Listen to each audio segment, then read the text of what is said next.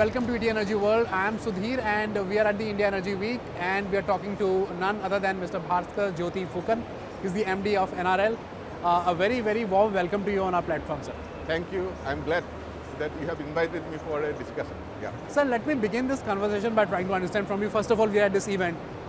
What's your first impression of this event this year? I'm sure you would have attended it last year too.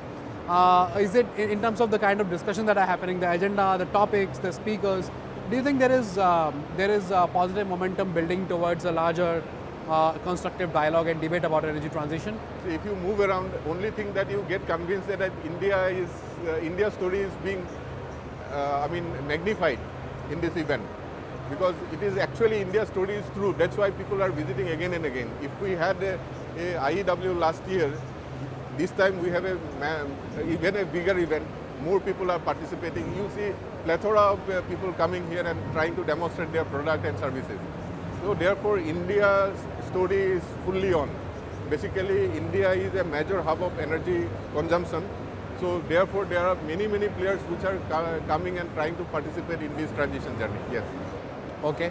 So from an NRL perspective, is there any MOU signing that is there any business also aligned with this, with the dates of this event? Or? Per se, we are not signing any MOU in this IEW, but you may have seen that we already had an MOU last week signed with NTPC.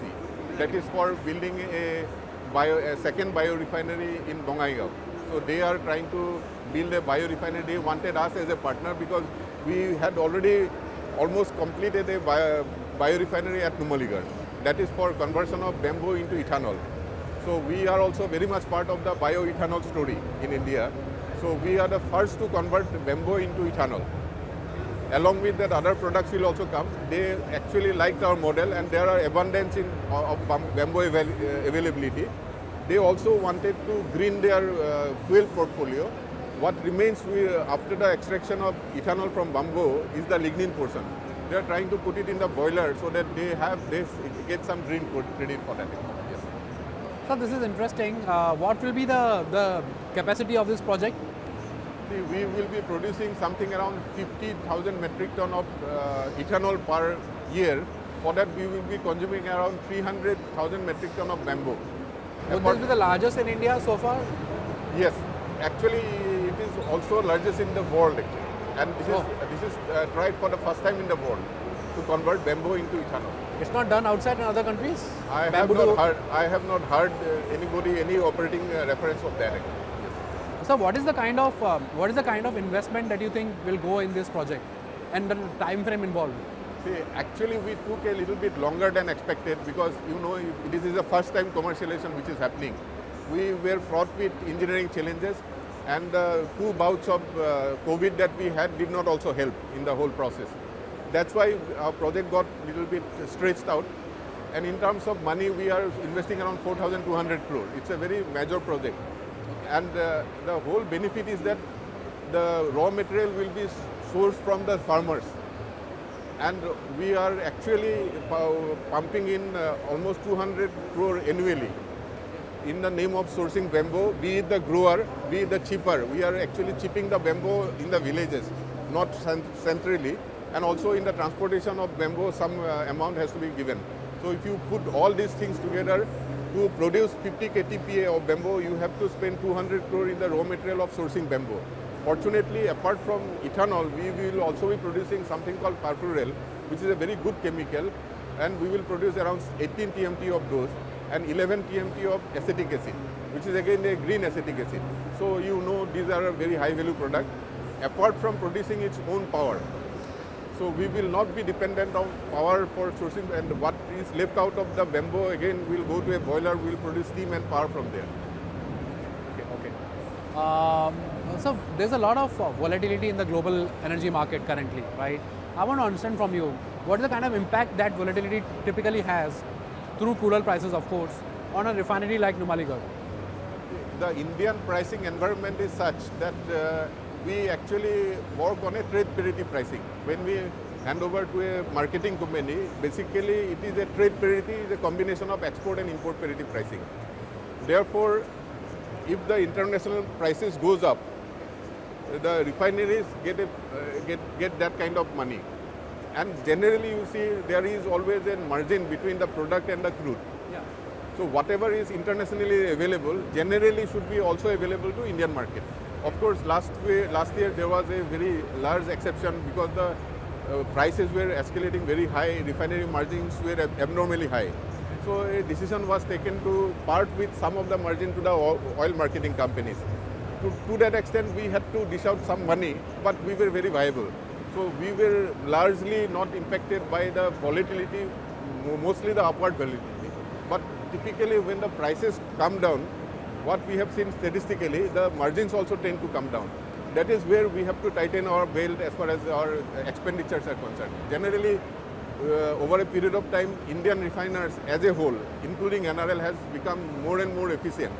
See, one thing that you have to see from the refiner's point of view is the energy efficiency. Because if you take out the crude cost of the operation, other things, 70% is almost energy. So if you can save a bit of energy, that is a very good economics. It also helps the environment. Once you reduce the energy consumption, carbon emission goes down. Like that it works actually. You have to be economical when the margins are very, very low. So you have to tighten your belt. So there's a view that refining sector is going to be a major pillar of success for green hydrogen, right? Because there's a lot of, this is one of those areas which consumes a lot of green hydrogen, and if you are able to convert that hydrogen demand into green, then it makes a lot of sense. How is NRL placed there? How do you look at it? Is there any plan you're working on? What is the current level of consumption of hydrogen and etc.? If you can give us. We are a small refinery, as you know. We process only 3 million tons. But we have a very deep hydroprocessing process because we have to remove any sulfur which is there in the refinery. We have to go for BS6. So how do you remove sulfur? You have to go for deep hydrogenation. That means you consume a lot of hydrogen. So for our capacity, we consume around 48 KTPA of hydrogen. 48 KTPA. So we have annually. So what we are trying to do is, at least we are trying to put a electrolyzer which will produce around 2.4 KTPA of hydrogen. So we have already given an order. We are in the process of implementation of the project. If everything goes well, in the middle of 2025, we should be having the first bit of green hydrogen, that is at the rate of 2.4 KTPA coming into our system. Gradually, we say that this 2.4 KTPA, we will increase this to 20 KTPA by year 2030. So half of it, 10 TMT will come from the electrolyzer. 10 TMT will come also, it allows that CBG, if it is introduced in the reformer, CBG is nothing but methane actually. So instead of natural gas, if you put CBG into the electrolyzer, reformer, it will also be considered as a green hydrogen. In combination of both, we want to produce around 20 KTPA of hydrogen in the year 2030. But what will happen by 2030, we will also have another hydrogen plant coming in because of the expansion project. So we are expanding from 3 to 9. Obviously, you need more hydrogen. So our hydrogen requirement will be going up to 138 KTPA from the current level of 148 KTPA. So we have miles to go. The one thing that you require to produce green hydrogen is the power.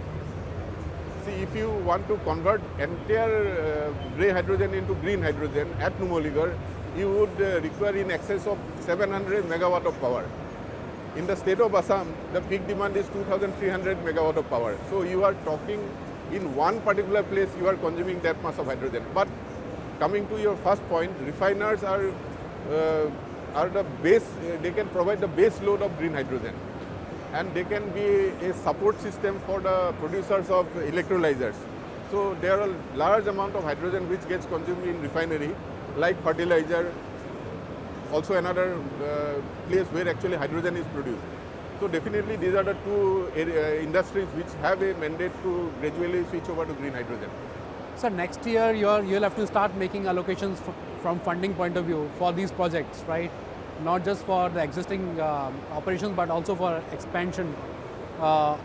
Even for expansion project, you're saying your hydrogen, your demand for having that solution is going to grow, right?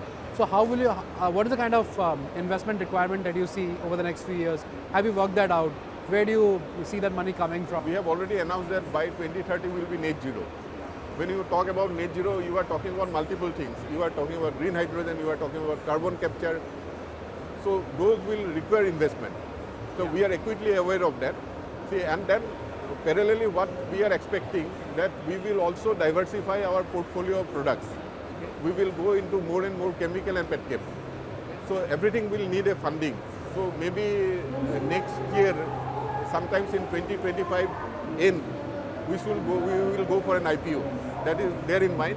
By that time, our refinery is about to get commissioned. The new expansion is about to get commissioned. By now, we would have stabilized our biorefinery. So we will have a good portfolio. And if we go for a compelling projects like petchem and the green project, definitely market will respond favorably. We think that we will get a good IPO. So you want to achieve net zero by 2030? 2038. 2038. Okay, fine. Sir, on that positive note, let me draw this entire discussion to a close. It was great talking to you, and we really look forward to hosting you again. Thank you for your time, sir.